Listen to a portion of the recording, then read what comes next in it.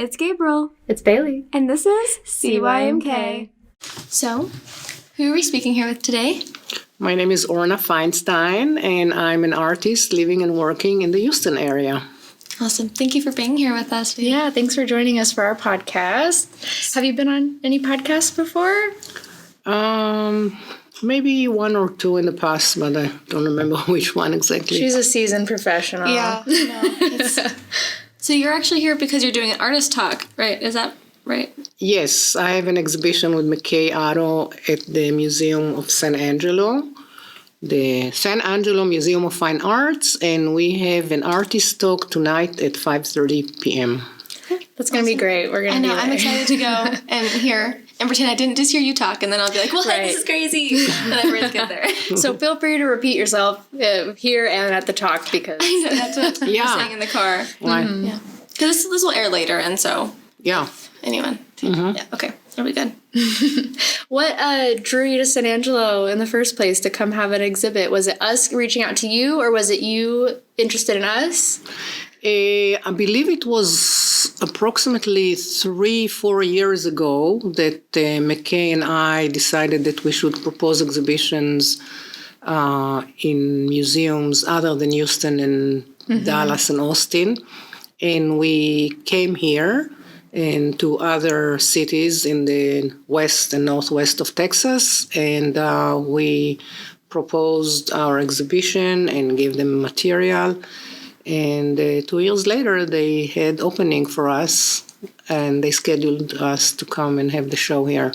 2 years. That's a long time. We were just in the car, and you were telling me about that, and I didn't know. I thought you were exaggerating just a little bit, but then you weren't. Oh my goodness. We were here to actually more than 4 years ago. We were here. That's crazy. More than 4 years ago. I believe it too because we plan exhibits 3 years ahead sometimes, and we already have that booked out, so sometimes it just takes a minute to get back to you. But we are super grateful you could come be in our exhibit this time around because of the roof being redone. You had to help us transition over to being at Fort Concho's galleries, so we're super grateful to have you, and the show is wonderful. So thank you. Yeah, I'm pleased the way it's hung. It's just so eye-catching right whenever you walk in. Funny story. So for the artist talk info page, there's those two people standing looking at it. Have you seen that? Okay, so they made an ad for the advertisement for people to go, and my friend and her boyfriend are the two people in it observing your art, and so it's interesting because she was like, "Is that me?" And then I was like, "I guess so." And you're all over online, but that's just a fun little blurb. We can cut that out. That's just funny. No, I like it. I like it. So my first question for you is about your monoprints and just what led you to do monoprints, and can you tell us the process about that? Yes, it's actually a very interesting story because in 97, when I started working on the theme of the tree trunk, I was making a lot of drawings. And I was taking classes at Glassell School of Art in Houston, and my teacher saw me repeating images and doing it again and again. And she said, you need to come to printmaking because you can make plates and you don't have to repeat some images again and again.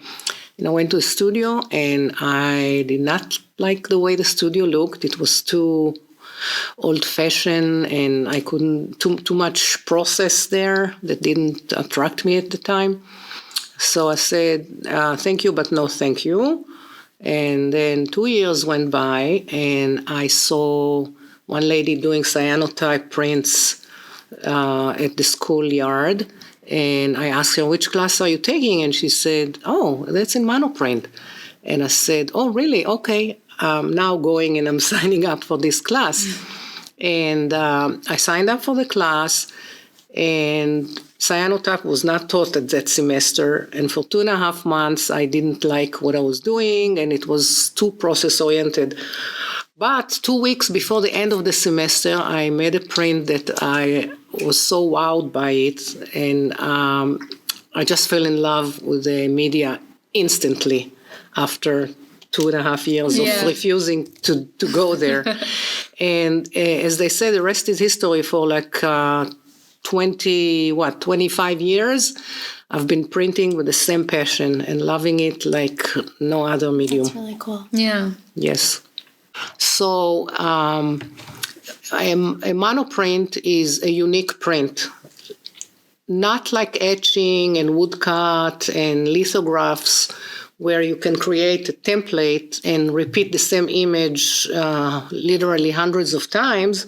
In monoprints, there is nothing fixed to a plate that you can repeat by the dozen, right? So each one comes unique. That's why I like it very much, because I'm not in the business of making 50 or 100 the same. I like to enjoy the process and create one each. So monoprints are done on plexiglass by inking plexiglass and manipulating the ink with different methods, and then pressing them under the press, right? You place the paper over the plate and press it, and you get the image. You can add more layers, you can add more images. It's like multiple processes in the process of monoprint. And that's what fascinates me, because you can collage and you can subtract and you can add, and it's like endless ways to go about it. So do you use the plexiglass as if it was paper? Is that what you're saying? No, the plexiglass is the plate. Okay. Instead of like in etching, you would use a copper plate, or in woodblock, you use a wood. In plexiglass, in monoprint, you use a plexiglass that has nothing incised in it. It's just a smooth plexiglass. You ink it, and then you manipulate the ink over the plexi. Therefore, after you print, you have almost nothing on the plate. So you have to clean it up and apply a different color, a different image, and put the paper on it and press it again. So every time it runs through the press, you have to clean the plate and start from zero with something else. That's why you can only create one image out of this system. You cannot make multiples.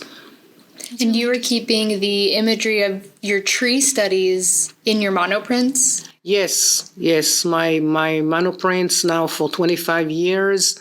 I've been working on the theme of the tree trunk and the tree rings and the wood grain. And you may see in many prints also lots of little dots, small ones, one close to each other. And this is what you see typically under the microscope. So I'm combining imagery from under the microscope and what you see with the naked eye. Because I have a background in science, so I love what I see under the microscope. Yeah. So I like to combine the two images and work. So yeah, the theme stays the same. However, I have to say that, because I'm working on the theme of the tree trunk, I have a lot of different series that I work on. So we have the ring series, and then I have the branch and rooted series. So, but everything is related to the tree, but with some additions or subtractions. But the main series that I've been working on for 25 years is the ring series, that I have more than 450 unique prints, and all the other series stemming from or branching out of this series. While I work on the series, I sometimes get an idea, and then I sway to the side and start a new series, and then go back to the rings, and then have another idea and start a new series. But the ring is like the spine of my work. That is also just a metaphor of a tree as in itself, and that is so beautiful. Exactly. That's awesome. Exactly. That's great. Really enjoy that. Your biomorph series with your concrete sculptures, I want to kind of talk a little bit about those because I'm just drawn to them. They're related to your tree series? Yes, absolutely. Because if you look at each series that I'm working on, as I mentioned, you will see three elements that repeat themselves. One is the rings, the growth rings, one inside the other. The second imagery is the lines going up and down or sideways, but lines one next to each other, which mimic the wood grain. And the third one is the dot, small dots that are in different sizes or the same size, but very small and are one next to each other. So every series that you will examine, you will find those images coming again and again. As I like to say, same lady, different dress. In your concrete sculptures, so why did you choose the element of concrete and plaster in juxtaposition to the organic nature of a tree? Was there a reasoning behind that? So when I was in school and I got my degree in sculptures, I loved working with plaster, and I made a lot of works with plaster. The disadvantage of using this material is it's very fragile and it's stark white. So every little mark stays forever, So years later, I was coming back to those shapes and ideas that I had working with the plaster, and I thought, what can I substitute it for? And I decided to go with concrete for two reasons. One, it's hard. B, it doesn't show every fingerprint on it. And actually the third reason, and it might be the first reason, is that when concrete dries, it has some unique textures or things that happening while it's drying that are not controllable. And it reminds me of the process of monoprint, because also in monoprint, I do not know 100% the result, because the pressure creates different effects to the ink on the paper. And the concrete, when it dries, also creates some effects that are uncontrollable, and who knows who controls that while it dries. So I like the element of surprise that I'm getting. So therefore I use it. Yeah. What other kind of tools do you use making your sculptures in the process? You mean tools really like drills? Yeah, do you have any either power tools? Do you use molds of any kind? Yes, I use all of the above. I have all kind of molds that I create or I find ready, and I have drills, all kinds of drills and pressure techniques to smoosh things around. And I invent as I go. Whatever I need to do, I'll do. Whatever tool is handy, I'll use. Yeah, I'd love to see like a video of you working. That'd be fun. So, okay, I also looked on your website and saw you had used these exhibit invitations to make these paper installations that I thought were really cool. So I had the question, while looking at that, what do you do after you take it down? Do you keep it and reinstall it somewhere else? Do you reinstall it the same way? Do you reinstall it differently? That's a beautiful story to share. Oh, good. And it all happened by accident, actually. In 2008, I was scheduled to have a show at the Museum of Printing History in Houston. And the opening was scheduled for September 2008. Well, nobody remembers, but that month we were hit by Hurricane Ike. And the museum had some damage to the roof, and the carpet was wet, and the curator called me and said that we can't hold the opening on time, which I, of course, agree and saw it. And we decided to postpone the exhibition to the opening to October. So she called me and she said that she already printed 1,200 invitations and they were very beautiful. And she asked me, but what am I going to do with these beautiful invitations? She wanted to print the date and tape it on each one. And I said, that will take you so much time to tape the new date on it, and it's not going to look good. Why don't you print new one? Give me those invitations, and I will make something for the opening. So she gave me the 1,200 invitations, and at that month, I was still a student at U of H, and I got the installation room to create an installation, just me. So I took the cards and I taped them and made small circles and big circles of various sizes, right? And I created the organic shape on the floor. Yeah. Well, my professor loved it so much. He said, can you recreate that for the end of the year exhibition? Cool. In December. Okay, I said, yes, I can take it apart and reinstall it at the gallery, at the Bluffer Gallery. So Then I took it out of the installation room and installed it at the museum for the opening reception. Yeah. And it was very nicely accepted there. And she said, can you repeat that for the closing reception? And I said, yes. So basically, in 4 months, I installed it 4 times. It was extremely successful. And within those 4 months that I saw the potential in this direction, and it is true to my theme, right? You have the ... which is what you see under the microscope. So I started collecting more cards, and more galleries contacted me. Hey, we have cards. We heard you have a show. We have cards for you. And I said, yeah, I would love to have your cards.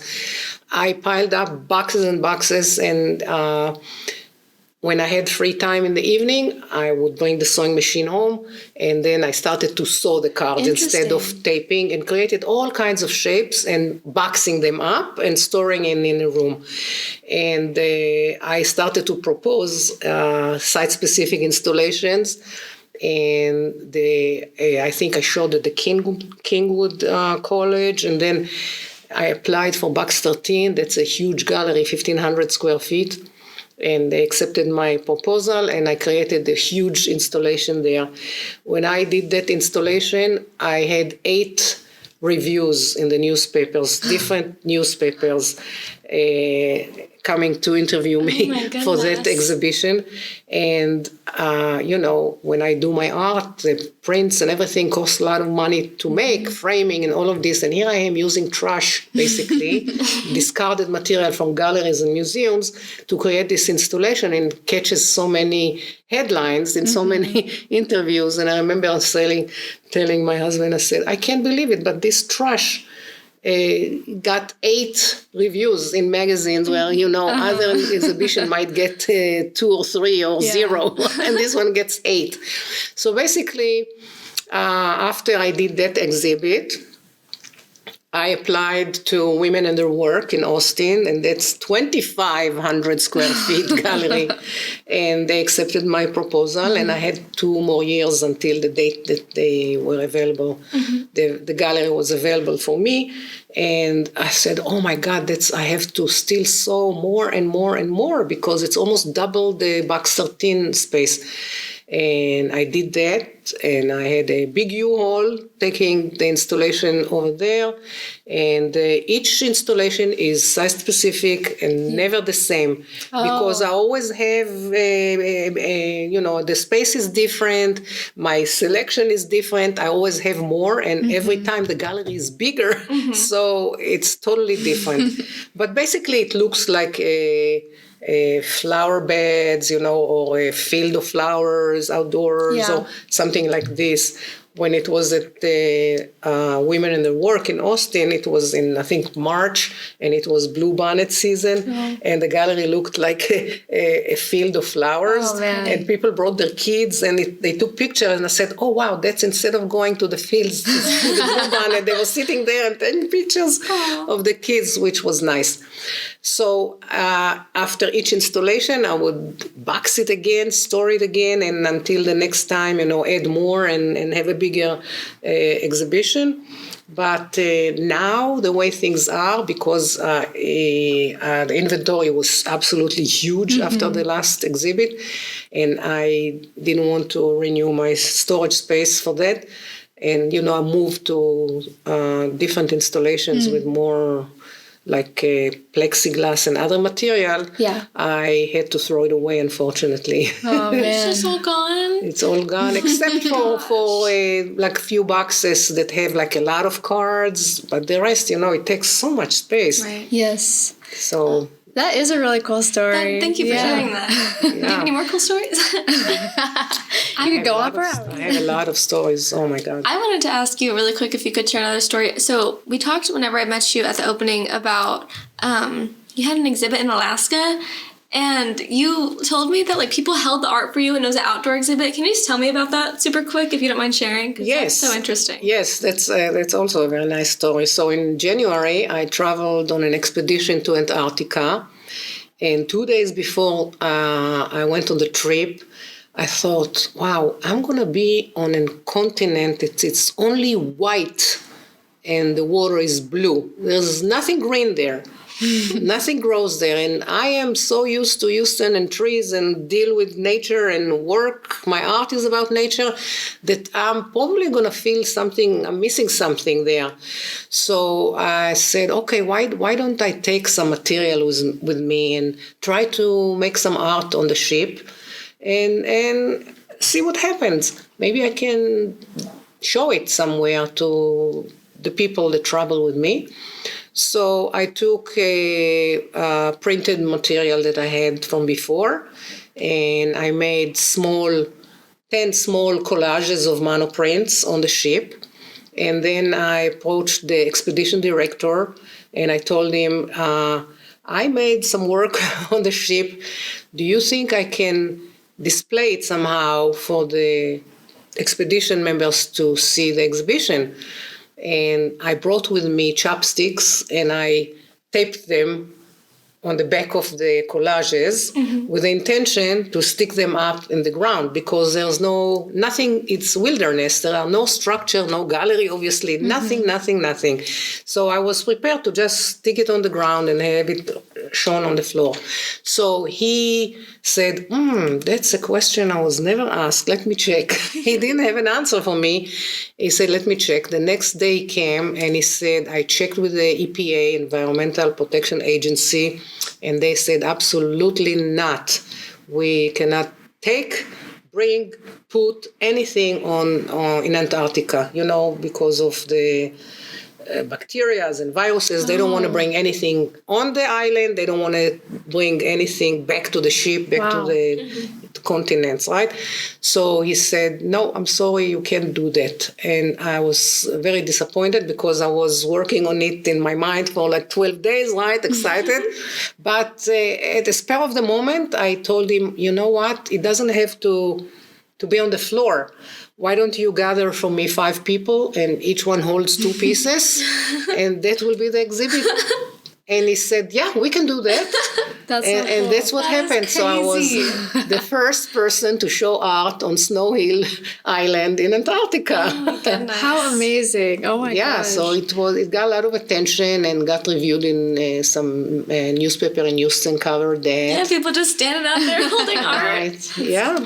That's just really like groundbreaking and new and different. Like I haven't heard anything like that. The boundaries of like, okay, I'm going to show my art and here are the things that I'm willing to do. Yeah, exactly. So and the title of the exhibition was The Presence of Absence. Oh, okay. I'm bringing trees to a place that has no trees. Amazing. Yeah. How long did you spend in Antarctica? So we were there about 8 days. It takes from Houston, it takes 4 days to get there and 4 days to come back. But over there, 8 days. Oh. Yes. Did you fly there? Is that? No, I flew to Buenos Aires, then from Buenos Aires flying to Ushuaia, and Ushuaia you go on a ship for 2 days through the Drake Passage, which is horrendous. Torturous winds there. I mean, really bad conditions, and then the whole cruise there, with the winds and conditions are. Was it truly like you had to bundle every part of your body to escape the cold, or like? I have pictures to show you. You should send it to us and we'll post them. Yeah, I was totally covered. Even my phone didn't recognize me. Oh no! I have to put the password each time I had to use it. A whole cover up. You wouldn't know me from her or you. Wow. Yes. Thank you for talking with us today. Yeah. This is really good. There's one more maybe item that maybe you want to mention or add is that last month I was selected one of 50 most influential women in Houston. Oh, wow. Oh my goodness, congratulations. And that's a pretty good honor for artists because we are usually neglected and they choose, business women and professors and doctors. But here I am, a role model for a lot of students and artists, and they realized my capabilities, and influences, so they selected me. So I'm very honored for that. So being so influential, do you have like one good piece of advice you'd give to young upstart women artists? The best advice would be to find your passion Yeah. Find what you really love to do and keep doing it. Don't quit. I love that. Oh, yes. So inspirational. Well, thank you so much. Thank you so much. You're very welcome. My pleasure.